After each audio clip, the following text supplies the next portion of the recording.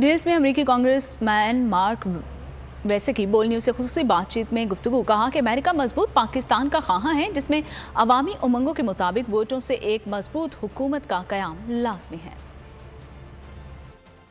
We need for Pakistan to be key players against radicalism in the region, and in order for them to do that and have the best relationship possible with America,